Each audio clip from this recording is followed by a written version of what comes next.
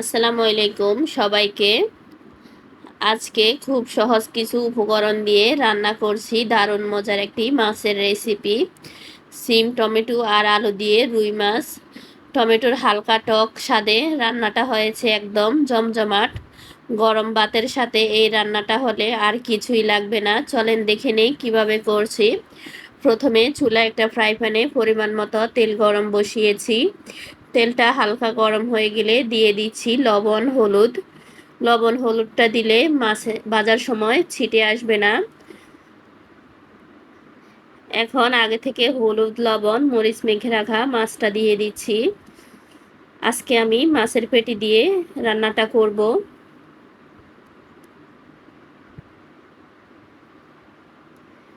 একে একে সবগুলো মাছ দিয়ে দিচ্ছি। এক পাশটা হয়ে গেলে উল্টে নিব।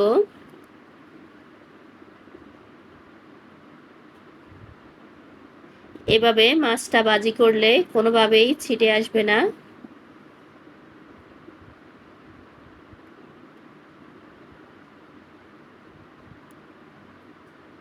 এক পাশটা হয়ে গিয়েছে, এখন উল্টে নিচ্ছি।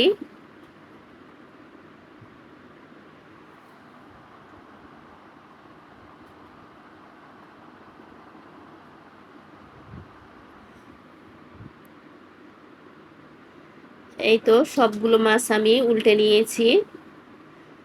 এখন বাকি পাশটাও ভেজে নিব।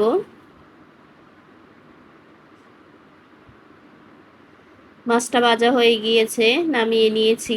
এখন চুলায় একটা কড়াই গরম করে নিয়েছি। দিয়ে দিচ্ছি পরিমাণ মতো সরিষার তেল। দিয়ে দিব পেঁয়াজ কুচি। পেঁয়াজটা দিয়ে ভালোভাবে কিছুক্ষণ ভেজে নিব।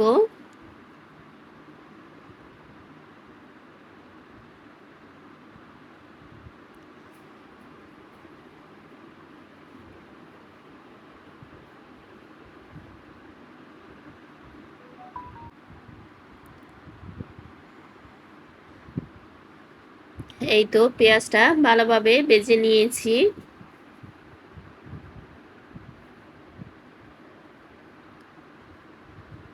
এখন দিয়ে দিচ্ছি রসুন বাটা, পরিমাণ মতো পানি।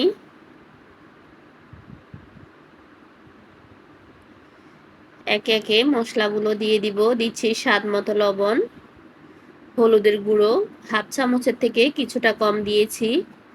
দিয়ে দিচ্ছি মরিচের গুঁড়ো 1.5 চামচ। এখন সবকিছু ভালোভাবে নেড়েচেড়ে মিশিয়ে নিচ্ছি।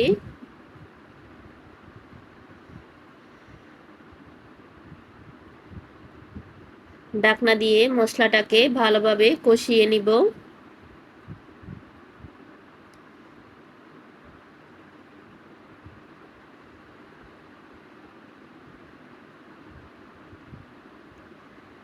মশলাটা ভালোভাবে কষিয়ে নিয়েছি, আরো কিছুটা কষিয়ে নিব।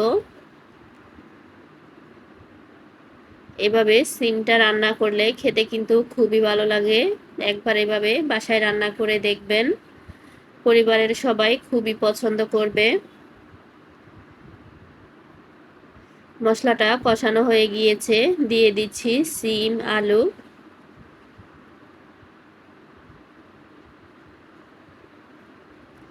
দিচ্ছি টমেটো।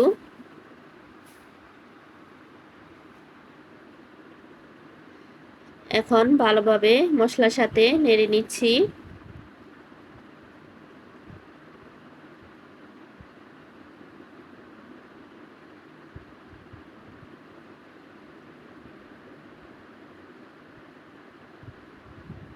দিয়ে দিচ্ছি পরিমাণ মতো পানি, আরো কিছুটা পানি দিয়ে দিব। এখন আবারও নেড়ে নিচ্ছি।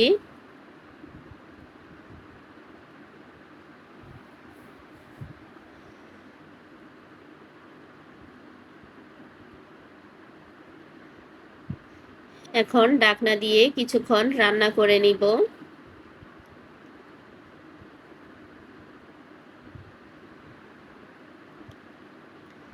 কিছুক্ষণ রান্না করে নিয়েছি, এখন আবারও নেড়ে নিব।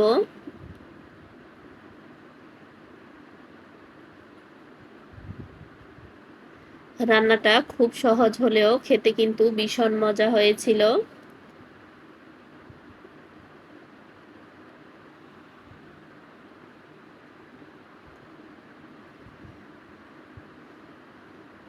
আরো কিছুক্ষণ রান্না করে নিয়েছি।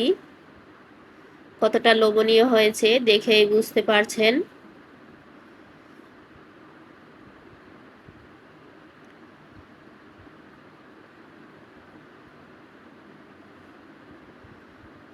আলুটা সিদ্ধ হয়ে গিয়েছে, এখন আগে থেকে ভেজে রাখা মাছ দিয়ে দিব।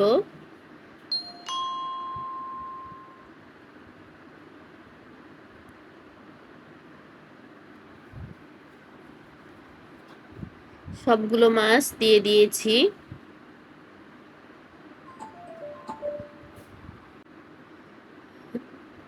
এখন রান্নার জন্য পানি দিয়ে দিচ্ছি পরিমাণ মতো।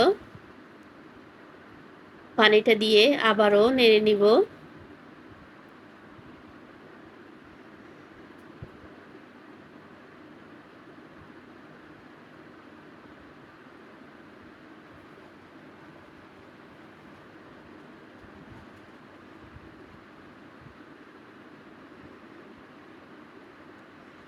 এখন ঢাকনা দিয়ে কিছুক্ষণ রান্না করে নিব।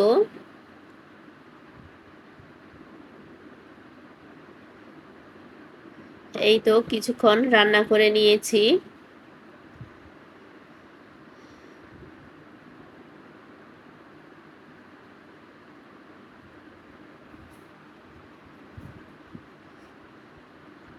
আমার রান্নাটা প্রায় হয়ে গিয়েছে, আরো কিছুক্ষণ রেখে নামিয়ে ফেলবো। আশা করছি আমার আজকের এই সহজ রেসিপিটি আপনাদের ভালো লেগেছে। এতক্ষণ যারা ধৈর্য নিয়ে আমার ভিডিওটি দেখেছেন অথচ লাইক দিতে ভুলে গিয়েছেন, প্লিজ লাইক দিয়ে দিবেন। আর এইরকম সহজ রেসিপি পেতে পপিস কুকবুকের সাথেই থাকবেন। রেসিপিটি কেমন হয়েছে সেটা কমেন্টের মাধ্যমে চাইলে জানাতে পারেন। আর কেমন রেসিপি দেখতে চান সেটাও জানাতে পারেন।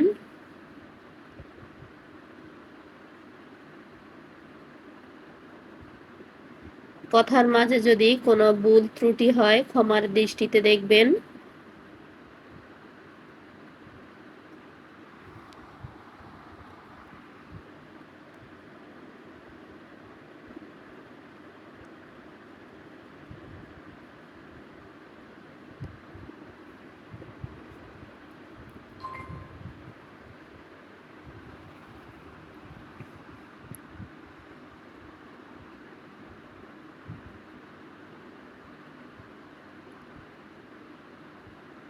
এই তো আমার রান্নাটা হয়ে গিয়েছে, কাছ থেকে দেখিয়ে দিচ্ছি কেমন হয়েছে।